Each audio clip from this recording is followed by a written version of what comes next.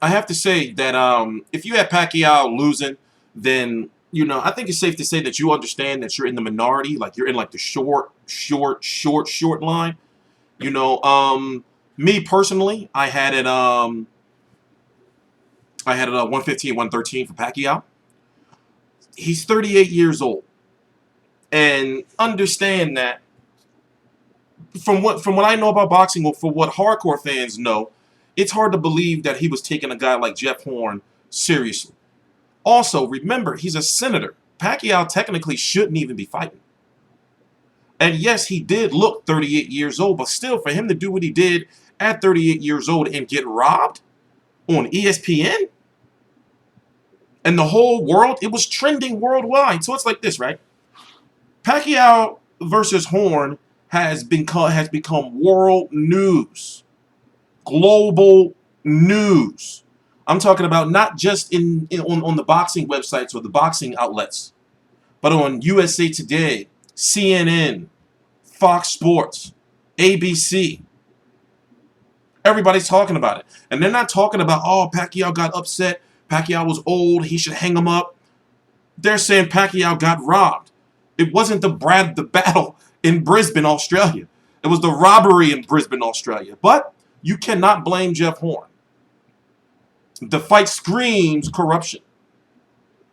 When you look at, I can understand if it was like a split decision robbery or some shit like that. But when you look at that 117, 111 card, you're just like, what the fuck? You know? Understand this, right? We can't keep making excuses for these judges. You know the type of excuses that we always hear? Oh, the judges were influenced by the crowd noise. It's like, hello? Each of those judges combined have an average of about 450 fights that they've judged. So it's like, you're a fucking boxing judge. You can't tell me that, well, the crowd noise, I thought that listen, we've been making that excuse for these judges. That, the judges maybe were influenced by the crowd noise every time, Jeff Horn threw a punch, the crowd erupted. Judges, you know better than that. They know better than that. You can't tell me, oh, the judges were influenced by the blood coming down Pacquiao's face. They probably like, oh, he's losing. They know better than that. Judges are supposed to be the ultimate of boxing experts. Are they not? Are judges not supposed to be the ultimate of boxing experts? To not know that, oh yeah, them fucking cuts on the top of his head. They're not above his eyes, so they're not fucking with his vision. They from head, like, what the fuck? But yet we keep making excuses for him. It screams corruption. By the way, I'm T-Street Controversy. This is T-Street Controversy Live. With FightView360.com, I cover every single major fight live. Huge Pacquiao fan. People were talking about how they wasn't going to watch this fight and how the fight was, it's on ESPN. Manny Pacquiao fell off. 3.1 million viewers. 4.4 peaked. You had celebrities of celebrities of celebrities. You couldn't go wrong with a Pacquiao fight on ESPN. That shit was lit. So despite the controversy, that was a good-ass fight in front of 55,000 plus in Australia. That was a good look for ESPN. ESPN is winning right now with boxing. When it came to that, that was the ultimate way to get shit popping off. Their next fight is going to be on August the 5th with Vasil Lomachenko versus Miguel Mariaga. There's a whole lot of uproar among hardcore boxing fans about that fight. I did a video on that. Go check it out. But it was supposed to be Lomachenko versus Orlando Salido. Can you imagine if they would have had this Pacquiao fight, then Lomachenko-Salido 2 or Salido-Lomachenko 2, and then go on August the 19th and have Terrence Crawford versus Julian Dongo for all the marbles, the WBC, the WBO, the WBA Super World, the IBF, and the Ring Magazine titles, and probably the highly coveted and lucrative and seductive IBO title. This is a big deal on ESPN, and I'm glad people are realizing because guess what? We all watched the fight. The fight was the biggest it was the biggest cable television, the biggest rated cable television fight since like 1995 or some shit like that on ESPN. But in like the last 7 years. Now understand that ESPN is not a subscription service, but you do have to have cable to get ESPN. It's not a free network. You have to have cable. So for it to do that type of numbers is magnificent. And of course you're going to have people comparing them to PBC numbers. PBC numbers, in my opinion, for Danny Garcia and Keith Thurman to do 5 million households and stuff, that's phenomenal.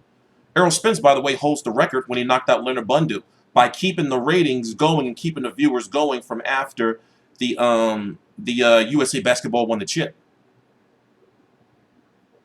So now you have Jeff Horn, who's the WBO champion, and it's like, what does Pacquiao do next? Now there is a rematch clause. Pacquiao's supposed to be back in November. But the thing is, in the rematch, Pacquiao's got to knock Horn out. Also, you have to ask yourself this question. What if Jeff Horn is really legit? Jeff Horn fought a good-ass fight. Even though you can see the flaws and everything, still. He fought a good-ass fight. And like I said, in my opinion, I had it 115, 113. Very, very close fight, in my opinion.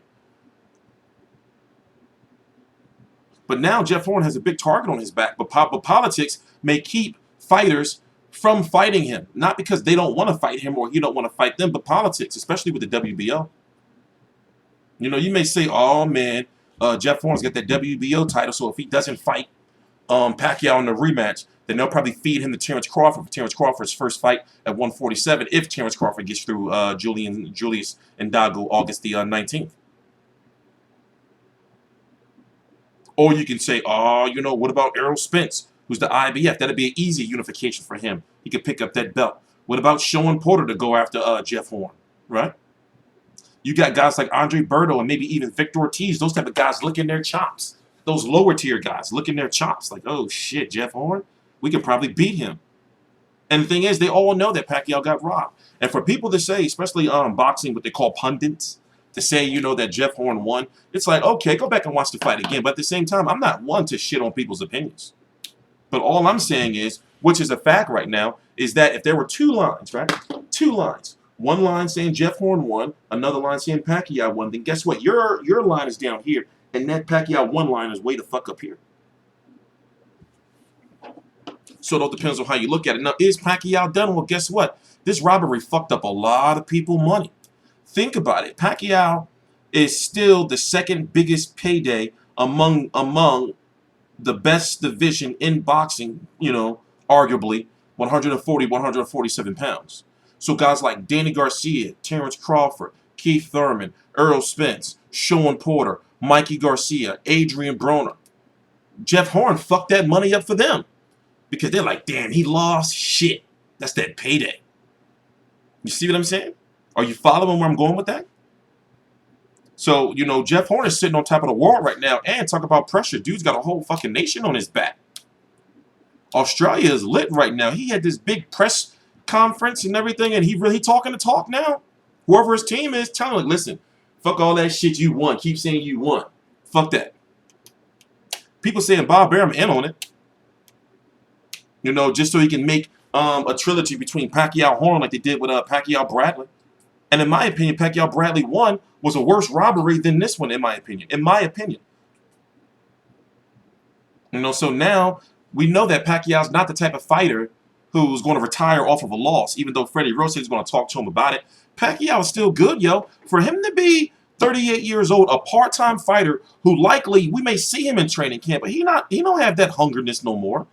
He's not taking training camp seriously like he used to. The only person I think he would take seriously again is if he get another shot at Floyd. But guess what? That shit is almost long gone. It's like a fucking 10% chance that should have probably ever happened again. You may say never. There's still always a possibility because there's still major money involved in it. So, for example, if Mayweather couldn't fight Conor McGregor, that was still an easy $100 million right there with Pacquiao. That fight was always right there. It's like, okay, you know, that backup plan, you know? So now that Mayweather can fight a guy like Conor McGregor and make, you know, what they're saying anywhere between, you know, 100 to $400 million. We don't know. Some people saying it's going to break the Mayweather-Pacquiao record. I don't think so. You know, I think it's going to do around 2.5 or so million pay-per-view buys, somewhere around that. But still, that's a fighter that Floyd Mayweather doesn't have to, like, it's a fucking MMA fucking fighter. He don't have to work hard for that shit. But he better not take that young, hungry lion lightly. You see what I'm saying? So it all depends on how you look at it, man. Now, Jeff Horn is crazy because like you can see some shades of him being like good. It's like, okay, all right, he's got some moves, and also he's got heart. Remember, he went out there the first round on some Marcos Maidana shit. He was trying to really, really fuck Pacquiao up. Also, He was hitting Pacquiao with some clean, flush shots, which may have slowed Pacquiao down a little bit as far as aggressiveness, because Pacquiao's been put to sleep before and knocked out cold. Last thing he needs to be knocked out by somebody called the Hornet. You don't want those problems in your life. So, if you don't know, the judges scored at 115, 113 on 2 cards, 117, 111 on that outrageous card. You may think, well, who does the judges answer to? They don't answer to anybody. Nothing's going to happen. And it's crazy because I be wondering, like, do these judges have, like, judges conventions and shit? Like, where they have to, like, meet up every, every 3 months or so, like, all the judges, and they have to go over certain shit, like a team meeting. They be having them shits real early in the morning. Do judges have to do something like that? Because if you look up the 3 judges, I looked them up, they have an average, of at least 450 or so fights that they've judged. So the shit is not new. Judging fights is not new to them. And it's like looking at the situation and it being in Australia, it's like, how can you not think that there's some type of corruption involved? How can you not? Because it's like, how? Like, you're an experienced judge, yo. Y'all experienced. None of y'all not know new judges. So it's like, what the fuck? And then the fact that these judges are easily accessible, just give them some money, and it's like, all right, I got this extra money. It's fucked up. And just like Stephen A. Smith said, believe it or not, I believe Stephen A. Smith is a fucking casual. But at the same time, I have to give respect because he held his own that night. He was fucking digging in Timothy Bradley's ass. Pause.